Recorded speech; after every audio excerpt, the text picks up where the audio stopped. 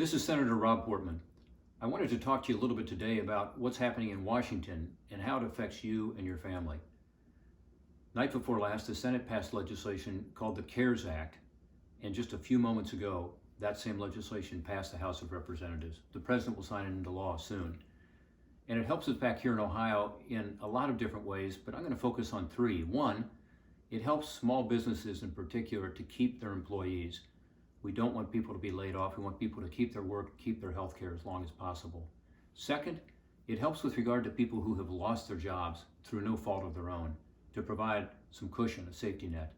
And third, it helps our healthcare system, because until we resolve the healthcare crisis, we're not going to be resolving the economic crisis we found ourselves in. With regard to the first one, helping businesses keep their employees, it has a new program under the Small Business Administration. It's called the 7A program. If you're a small business owner or you're self-employed, check it out. Talk to your bank, your credit union, your savings and loan, whoever you bank with, they will have the information. What it allows is for you to get a loan from these banks that is a low interest loan, but is forgiven altogether if you use it for payroll to keep people employed. Or, by the way, if you use it for utilities or rent or mortgage. This is very important because, again, we want to keep people employed. There's also a business retention credit. So it's a credit that you would get, a tax credit, if you keep your employees.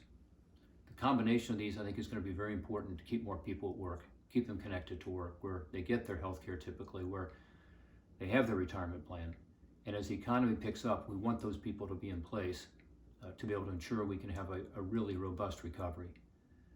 There's also a program for all businesses, larger businesses as well, that provides a market rate loan program if you can't get a loan from your bank. That's called the Exchange Stabilization Fund, and you can check that out through the Federal Reserve or through the Treasury Department website. Second, with regard to people who have lost their job through no fault of their own, there are a couple of things that are very important to note. One, if you're out of work, you've lost your job, you can apply for unemployment benefits at a higher level than is currently possible. You also will be able to apply if you are self-employed or if you are an independent contractor, which you can't do now. So for that, go to Ohio, go to employment.ohio.gov, employment.ohio.gov, and check out how you can access the new unemployment benefits that are enhanced benefits for the next 4 months. It's a temporary program, but one that helps people to be able to ensure they can make ends meet, make that car payment, make that house payment, make that rent payment, to be able to ensure they can take care of themselves and their family. Second, and this is for all Americans, there will be a check that's going to come based on what you have reported to the IRS on your income, whether it was in your 2018 taxes or if you've already filed your 2019 taxes. These checks will be $1,200 for an individual making up to $75,000.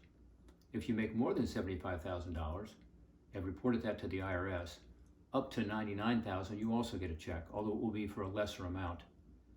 So again, $1,200 per person, up to $75,000 reported income. For couples, it's increased to $2,400 per couple reported income, again, 2018, 2019. And higher than that for those people making up to $198,000.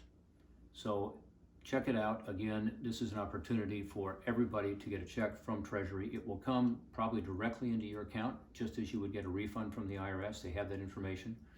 It's also $500 per child on top of that.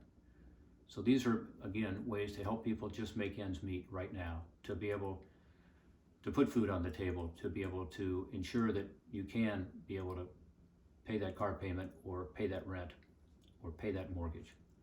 Finally, and I think this is the most important part of this, there is a lot of help for the healthcare system. Our hospitals are under tremendous stress, as you know. This funding will help with regard to dealing with the coronavirus directly. This may be the most important part of the legislation, because until we solve the corona crisis, it's going to be very difficult for us to reopen businesses and get back to a normal life. There is funding there for the Centers for Disease Control to ensure that they can find an antiviral therapy as soon as possible. Think of Tamiflu that people take for flu. We need the same thing for the coronavirus that's safe, that works. It's also very important we have more testing. By having more testing, we'll be able to better identify those who have tested positive and then trace back who they've been in contact with and be able to help stop the spread of this virus. But also, it will give us some information, some data to be able to have out there so we know when we've begun to reverse this trend so that we can reopen.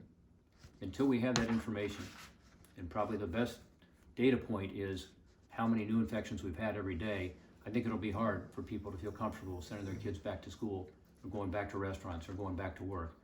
So I'm very interested in making sure that part of the legislation works well, that the money gets down to the people who need it on the healthcare system, provide them with the protective gear they need, be sure and provide them with the ventilators and other equipment that they need, but also ensure we have more testing so that we can know what kind of situation we're in and be able to get out of this crisis and get back to normal. And again, to have that antiviral medication is very important for a lot of people to know that if they do get infected, that they'll be able to reduce the severity of the illness. Thank you so much for listening, and please be safe. Follow the guidelines from the Center for Disease Control, CDC. Check them out online, and also from the Ohio Department of Health. The social distancing, taking very common sense steps, washing your hands, being sure you're using hand sanitizer where you can't do that. These are all working. We're beginning in Ohio, I think, to make some progress against this virus because of it. We need to keep doing that. If you have any questions about what I've talked about today or other aspects of this legislation, because it's a big bill, almost $2 trillion, and very complicated, let us know if we can be helpful. You can contact us at portman.senate.gov. Thank you very much for listening, and be safe. Godspeed.